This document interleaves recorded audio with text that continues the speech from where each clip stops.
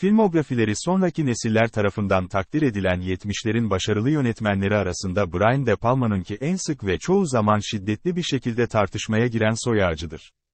Hitchcock'un müridi, Carrie, Scarface ve The Untouchables gibi beyaz perdenin en silinmez karakterlerinden bazılarını canlandırdı ve Wise Guys, Bonfire of the Night gibi projelerle çoğu zaman başarısızlıkla sonuçlanan sözlerin sunağına yüzüstü düştü. Vanities ve Kane'i yükseltmek. Ancak Carlito'nun yolu, Casualties of War ve Mission Impossible gibi, ticari sadakat ile yönetmenlik özgünlüğü arasında bir bağlantı noktasında duruyor gibi görünüyor, kişisel vizyonu yansıtan ama aynı zamanda çok katlı kalabalıklar için tatmin edici bir şekilde işleyen bir tür melez film. Aynı zamanda sadece gangster filminin ilerleyen olgunluğunu değil, aynı zamanda De Palma'nın olgunluğunu da yansıtan bir film ve kısa süre önce çıkan Ultimate Edition DVD'si, yönetmenin artık film yapım tarzının ne yazık ki modası geçmişken hatırlaması gereken o zahmetsiz, etkili yaklaşımı daha da kutluyor. Film sinemalara ilk olarak, en azından pazarlama açısından, neredeyse herkes için ideal bir zamanda geldi. Filmin çelişkili kahramanını canlandırmak için lobi yapan Al Pacino, Kadın Kokusu filmiyle Oscar ödülünü alıyordu. Senarist David Koepp, Jurassic Park'taki görevlerini yeni bitirmişti. Ve De Palma'nın Vanities ve Kane'in çifte dehşetinden sonra gidecek yeri yoktu. Söylemeye gerek yok, yönetmenin yaralı yüzdeki ustaca dönüşü göz önüne alındığında, tanıdık bir alana dönüş, hem yaratıcı hem de ticari açıdan iyi bir uyum gibi görünüyordu. Pacino, eski bir sokak kabadayı ve uyuşturucu satıcısı olan Carlito Brigante'yi canlandırıyor. Yağlı avukatı David Kleinelt onu 30 yıllık hapis cezasından yalnızca 5 yıl sonra hukuki bir teknik nedenden dolayı serbest bıraktırıyor. Ancak Carlito, eski yaşam tarzına dönmek yerine, renkli geçmişine dair bir bakış açısı kazandı ve şimdi Bahamalarda kiralık araba şirketleri işletmeyi arzuluyor.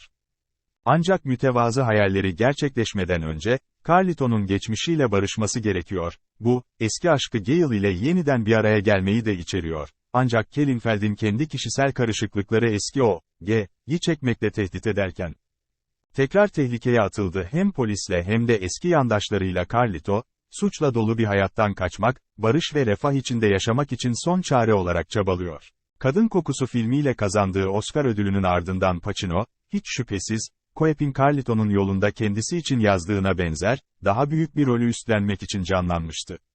Ancak ana karakter olarak oyuncu, gösteriş ve alçak gönüllülüğü mükemmel ölçülerde karşılıyor ve Michael Corleone'nin tüyler ürpertici ailevi itaatine saygı duruşunda bulunan, ancak 4 yıl sonra Donnie Brasco'daki üzücü dönüşün habercisi olan çok boyutlu bir performans sunuyor. Bu açıkça Pacino için çok iyi bilinen bir konuydu, ancak o, bu filmin Coppola ile yaptığı çalışmaya bir son söz görevi görebileceğini asla şimdi bile dile getirmiyor. Daha ziyade, Carlito'yu insan yapan doğru notaları buluyor ve aynı zamanda karakteri sinemanın klasik gangsterlerinin saflarına yükseltecek türden bir maçoluk sunuyor. Bu arada Sean Penn, Carlitos Way'in vizyona girmesinden önceki yıllarda beyaz perdede büyük ölçüde yoktu ve o kadar aydınlatıcı bir performansla geri döndü ki hem izleyiciler hem de Hollywood ajanları onun bir zamanlar Madonna'nın kocası ve kötü şöhretli düşmanı Jeff Spicoli olduğunu unuttular. Basın ve paparaziler için, şimdi bile bir bukalemun ve yorulmak bilmeden kendini adamış bir tiyatrocu olarak kabul edilse de, Kleinfeld'in kıvırcık kırmızı afro ve Lennon gözlüklerinin altında neredeyse tanınmıyor gibi görünüyor. Ancak karakterin kibirli fırsatçılıktan kokain bağımlısı çaresizliğe geçişini izleyen Penn, karakterin öyle kapsamlı, incelikli, içten dışa bir yorumunu sunuyor ki, performansı sadece muhteşem değil, aynı zamanda aşkın, David Kleinfeld'i temsil etmedi, o oldu. De Palma'nın abartılı set parçalarına olan tutkusu henüz Mission Impossible'daki mantığı yok eden ateş seviyesine ulaşmamıştı ve Carlito'nun yolunda geleneksel aksiyon filmi hesaplaşmalarını sinemanın en silinmez sekanslarından bazılarına dönüştürüyor, Carlito'nun anlık değerlendirmeleri ve sonrasındaki tepkiler kötüye gitmeye mahkum bir uyuşturucu anlaşması, Kleinfeld'in bir suç baronunu kasıtlı olarak beceriksizce kurtarması, Carlito'nun kaderini çıkmaza sokar ve Carlito'nun kurtuluşa giden treni yakalamak için yarıştığı Grand Central'da sona eren muhteşem bir yaya kovalamacası.